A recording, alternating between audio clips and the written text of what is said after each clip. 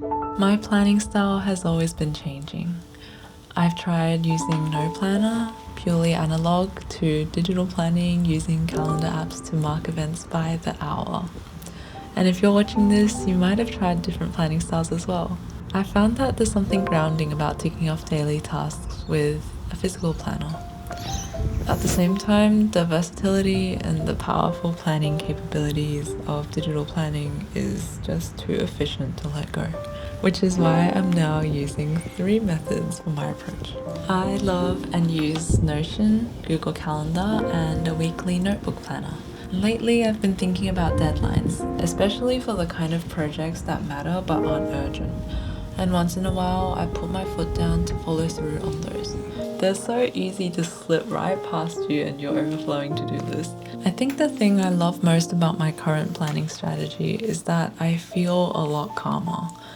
It means that when I rest or do something just for fun, there are way less times that I feel guilty about it now. And in this video, I'll show you how I use my physical planner in a way that feels soft, flexible, and tailored to the way my mind works. So I really hope it'll help you to create a planning system that works best for your mind as well. Hello everyone, and today I'm going to quickly show you how I plan my projects with a physical planner. So the planner I use is the Muji planner, and this one is the one that is completely blank. It gives you the days of the week on one side and just grid paper with the other side, which gives you a lot of freedom to do whatever you like. And I'm gonna show you how I plan with this spread. So I've been using the Muji planner for like many years now, and I switched to Hobonichi for 1 year because there was a One Piece special edition, but now I'm back. And this is kind of the vibe that I end up making it look like. Some weeks it's messier and some weeks it's neater.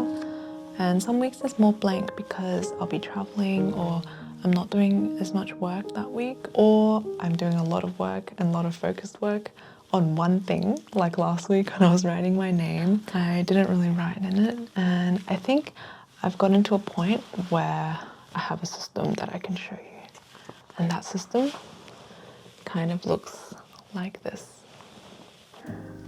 So as a framework, it works like this. Starting with the right side, I have weekly priorities on the top right, and for this one, I write 3 different points. And I do it like this. I write in circles, and as I'm in progress with them, I would color half of it, and then when I'm completely finished with it, I would proceed to fill in the whole thing. So for example, with this one, if I started on this YouTube video, I would color the half, and once I finish it, I will color the whole thing like so. Yeah, and today is April the 7th as I'm talking about this, and I decided to film this today because I was planning out my week this week. So my weekly priorities today for this week, my weekly priorities for this week would be to draw prints. I would write 3 because the print group order is due next Friday. And so next week's priorities would also be to finalize prints. Yeah, and that includes making a convention catalog for an artist alley for next week. And so this is short-term deadlines. Longer-term deadlines, I will need to go forward a bit more, and for here, see, I need to write everything by myself, write weekly priorities and weekly to-do.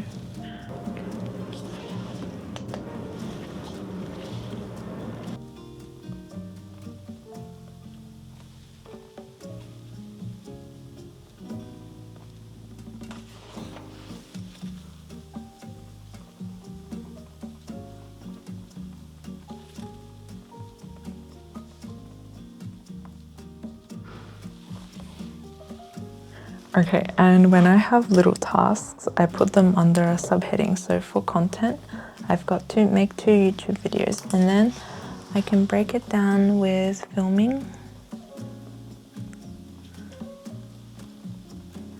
and editing. And I do 2 circles like this for the first video and the second video like that. I've also, another intention I wanted to do this week is to draw traditionally. So I want to oil paint.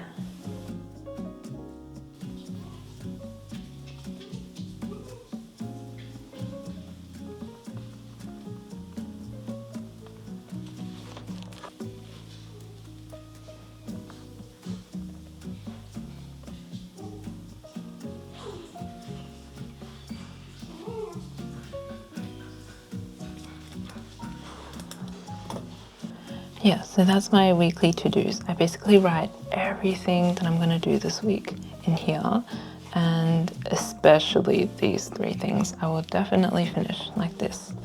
So for example, for last week, I ordered my merch, I filmed and posted my YouTube video with the brand FlexiSpot, and I also bought plane tickets to Europe. And on the left side, I'll show you an example from March. The events, I draw a line right down here, and the events on the right side of the left side of the line are the things I have outside, other events that I have with like friends or like appointments, and I would write them here. And on the right side, I would have my to-do lists. I would kind of move things from this side and move it over here. Yeah, and these are the things that I didn't do, so that's that. And for this week, I wrote it like this, and it's kind of different every single week. But yeah, this is something like that. There's a lot of, yeah. And there's also relaxing activities that I write sometimes. Sometimes that things that I wanna do that doesn't have to do with work, like kind of things that I really wanted to do this week. So that was kind of a really quick video on how I use my Muji planner. I hope you enjoyed it, and let me know if you have any more questions. I use it as a hybrid with my digital planner on Google Calendar and Notion, and I use the 3 of them together, and they work really well for me. But yeah, that was the Muji planner part. Thank you guys for watching, and I'll see you next week. Bye.